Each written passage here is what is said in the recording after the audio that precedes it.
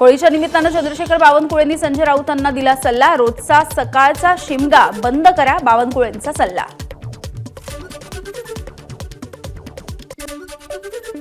शिमगा हा आमचा सण आहे, तुम्ही सुद्धा शिमगा करा, संजय राऊतांचं बावनकुळेंना प्रत्युत्तर।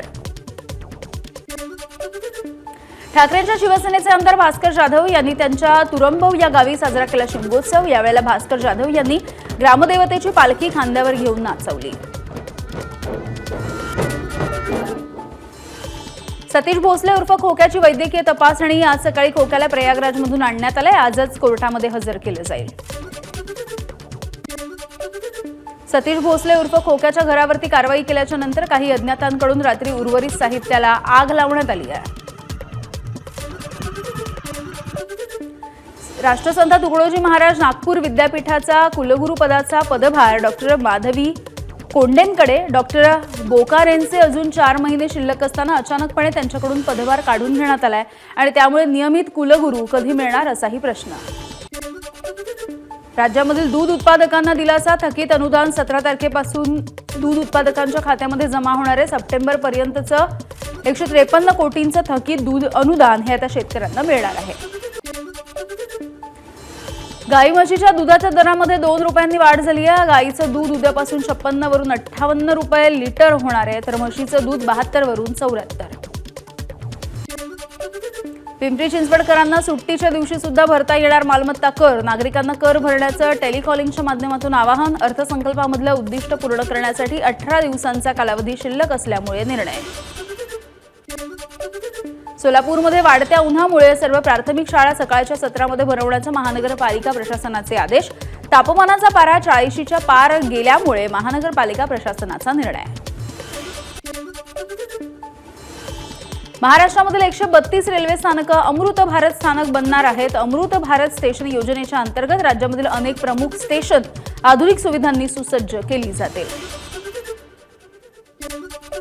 पुणे कोल्हापूरवरून धावणाऱ्या हजरत निजामुद्दीन गोवा एक्सप्रेसला जेजुरी रेल्वे स्थानकामध्ये थांबा। जेजुरी रेल्वे स्थानकावरती सर्व गाड्या थांबत नसल्यामुळे भाविकांची गैरसोय होत होती आणि त्यामुळे हा निर्णय। महाराष्ट्रासह राजस्थान आणि गुजरातमधील अनेक जिल्ह्यांमध्ये उष्णतेची लाट तीव्र होतीये। महाराष्ट्रामध्ये सर्वाधिक 42 अंश सेल्सिअस कमाल तापमानाची नोंद। कराडमध्ये 290 किलोचा ताड मासा बघण्यासाठी कराडकरांची गर्दी। आज या ताड माशाची ग्राहकांना विक्री केली जाईल। यवतमाळच्या आरणी बस स्थानक परिसरामध्ये महिलेची हरवलेली सोनसाखळी परत करत नागरिकाचा प्रामाणिकपणा, एसपींकडून या प्रामाणिक नागरिकाचा सत्कार। जळगाव जिल्ह्यामध्ये बोदवड रेल्वे स्टेशनजवळ अपघात झालाय। मुंबई अमरावती एक्सप्रेस समोर ट्रक आल्यामुळे हा अपघात झालाय। सुदैवाने कोणतीही जीवितहानी नाही। ठाण्यामध्ये पूर्व द्रुतगती मार्गावरती टँकरमधून तेल सांडल्यामुळे अनेक अपघात झालेले आहेत। मध्यरात्रीपासून विविध अपघातांमुळे पोलिसांची धावपळ। अपघात टाळण्यासाठी रस्त्यावरती माती टाकून एकाच लेनवरून सध्या वाहतूक सुरू। अहिल्यानगरच्या संगमनेर तालुक्यामधील महालक्ष्मी मंदिरामध्ये चोरी करणाऱ्या आंतरजिल्हा टोळीमधील 6 आरोपींना अटक। आरोपींकडून 24,94,000 रुपये किमतीचे सोन्याचे दागिने सुद्धा जप्त। कोल्हापूरच्या अकबर मोहल्ल्यातील फटाक्याच्या गोडाऊनला आग। फटाक्याचं गोडाऊन असल्यामुळे आग नियंत्रणात आणण्यासाठी अग्निशमन दलाला 3 तास लागले। जम्मू काश्मीर, हिमाचल प्रदेश, लेह, लडाखमध्ये भूकंपाचे धक्के। लडाखमध्ये झालेल्या भूकंपाची तीव्रता 5.2 रिश्टर स्केल इतकी।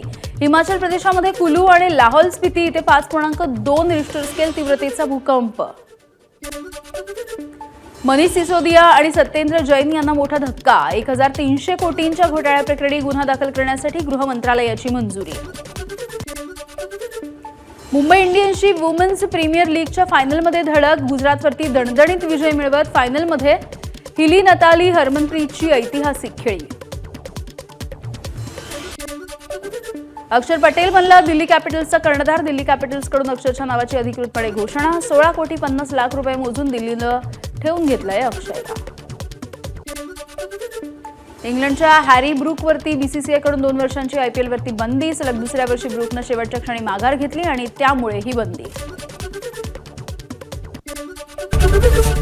एबीपी माझा, उघडा डोळे बघा नीट।